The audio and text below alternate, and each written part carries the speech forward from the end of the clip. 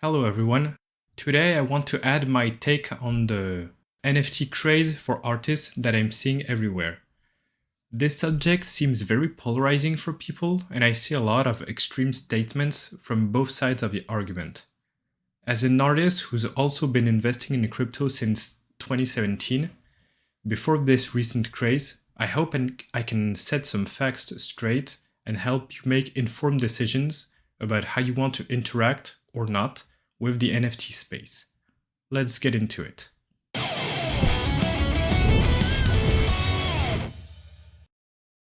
I hear so many different opinions on the NFT that get passed as facts, so I feel first we need to set something straight. NFTs at their core have nothing to do with art. They are just the result of a technology made to tokenize an asset. It can be applied to a piece of art just as well as real estate, a movie, a football player, or whatever else. This is just a reminder to some people who might have heard that NFTs are just another way of taking advantage of artists. They are not. It's just another tool at your disposal. This can be tied directly to all the claims about it being a shady business. Well, again, it sounds a bit weird to put the blame on the tool and not the one using it. You can't ban kitchen knives because some crazy lunatics use them to stab someone. It's the same here, and since the technology is really new and the space currently unregulated, it's pretty much the Far West out there in NFT land. Yeah, there are going to be scams, but that's the same in every aspect of life. Thieves and crooks exist, and you have to live in the same world as them. This is just a fact of life that we have to accept to better plan our actions as artists. It's up to us to use this tool in a manner that lives up to our own ethics. Here's an example of something that could be possible. Let's say you want to publish an art book, but you lack the funds to make this a reality. You can mint illustrations from the book as NFTs and sell them, while also promising special perks to the owner of these NFTs when the book finally starts shipping. Your audience can then buy these tokens and support you by providing you quickly with the necessary funds to start your project. And when your books are ready, you can ask the people who bought your NFT to verify them, and you can add maybe some handmade art with the package, sign, and draw in the book, anything. Or maybe just give them everything for free if these NFTs were expensive. On their end, the NFT they bought still has value and can be sold and bought freely on the open market. Meanwhile, you could have embedded royalty fee on your NFTs, earning you a percentage cut every time they are sold again after your initial launch. This will generate for you some passive income that you can use to further live your life as an artist and be less tied by making money for vital needs. The same example can be applied in other fields. Imagine you want to create a short film on YouTube as an animator, but it takes a colossal amount of time, and again, you're short on money. Then, once again, you can sell NFTs to fund the cost of making that movie, and make it so that their owners will get a percentage of the revenue generated by the movie each month. This way, it allows your audience not just to support you, but also invest in your project and provide them as well with some passive income once the YouTube movie starts generating ad revenue. These are just some ideas, but there are probably so much more. Next is the environmental impact argument against NFTs. We hear a lot that minting an NFT releases X amount of carbon, and that is true, but only on the ETHEREUM blockchain, which is proof of work, because it requires tons of computers to mine for ETHEREUM. But now, NFTs flourish on multiple other chains that are proof of stake and have virtually no energy consumption. Solana is the biggest one in this category as of now. So nobody is forcing you to use Ethereum to use NFTs, and even if you still want to, Ethereum is going to proof of stake by next year and then will be completely green. This is already in the works, and it's moving way faster than any company that promises to reduce emissions but has so much physical logistics that make this task such a huge hurdle. To me, the environmental impact argument is ridiculous since it's only the one chain that's concerned and not for very long. If you take this seriously, then even posting drawings online takes space on servers somewhere in the world that consume electricity and thus generate pollution. So it's best to take a step back and stop being so extremist and narrow-minded. Here are some examples of marketplaces on proof-of-stake blockchains if you want. I have no affiliation with any of them, but they appear among the most trusted sources, as alternative to OpenSea on ETHEREUM.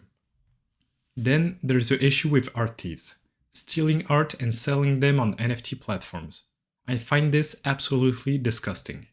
And not just about NFT, but art thieves in general. Stealing to profit off another person's work really makes me mad, but, and I don't like what I'm about to say, that's the way the world works. If you post your work on the internet, you have to consider that anybody can steal it to use it however they want without your consent. Again, this is not limited to the NFT space. We just hear a lot of stories on it right now because of the hype, and we're in an echo chamber on social media. But this happens all the time on the internet. People will take images from an artist's work and publish them as their own. Some will print these designs on physical goods and sell them. Some, like a lot of art promotions on Instagram, will publish this work, not give credit to the author, and also use this to learn new artists and make them pay to get featured to their audience of bots. Sure, there are copyright laws, but when the thief is in another country and doesn't care about them, it can be almost impossible to get anything done. Just maybe sometimes they take off the art from the internet, but I mean that's just one small victory in a pool of thieves.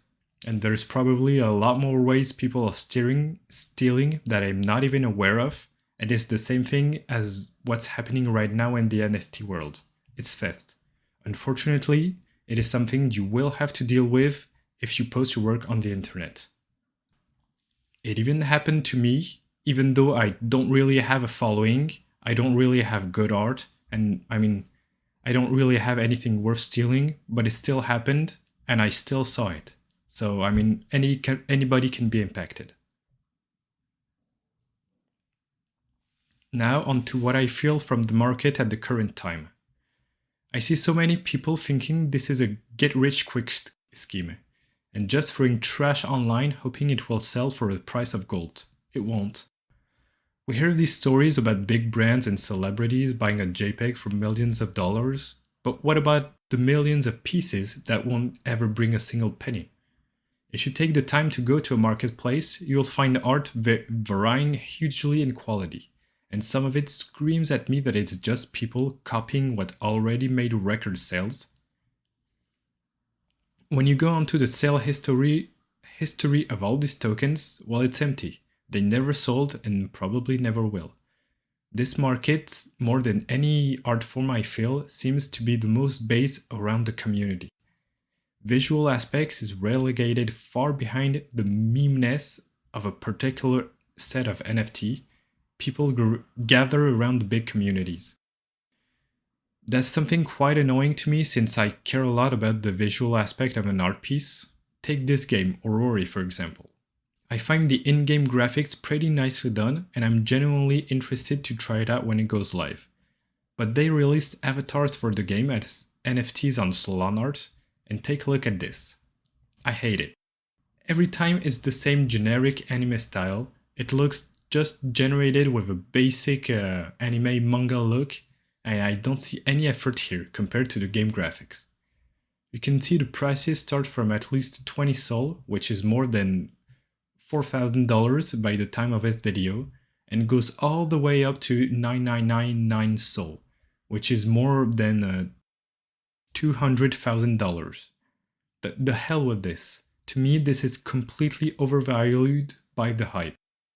I heard some people compare this to collectibles like Pokemon cards, which can also sell for huge amounts. But Pokemon has a 25-year legacy, it's everywhere in the culture, and it goes across generations. In 10 years, people will still play Pokemon and collect them. But in 10 years, so much of these NFT projects will be completely dead. Sure, the really innovative ones will go on, the true art pieces. But here I'm talking about all the turds that sell for gold.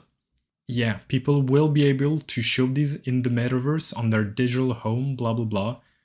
But who cares what ugly generic anime character you hang on your digital wall? I guess maybe I'm quite salty out of jealousy from my artist side that doesn't make any money, and I have to recognize that. But what I see in these NFT communities is that the overwhelming majority of people are here for the money gains. There's nothing wrong with this, but keep in mind that they won't care about your art the same way someone who buys a painting from you to hang it in his room does. And I think that's the part that feels a little sad to me. To be a successful artist, if you define success by your ability to live off your art, you also have to be a decent business person. And to that end, NFTs are a powerful tool you can leverage to enable yourself to get more time on your projects without worrying about the bills or putting food on the table for your family.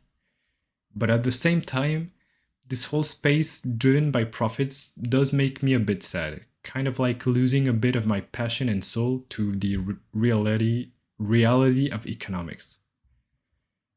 As you can see, I'm pretty conflicted with this whole thing, and it's also why I haven't made any NFTs as of now, and I haven't bought anyone either. I'll leave you with this. Remember that this technology is a tool and a very powerful one. It's not good or bad, it's up to you to decide how you want to approach this change in the art world. I'll see you in the next video. In the meantime, keep creating. Bye everyone, I love you all.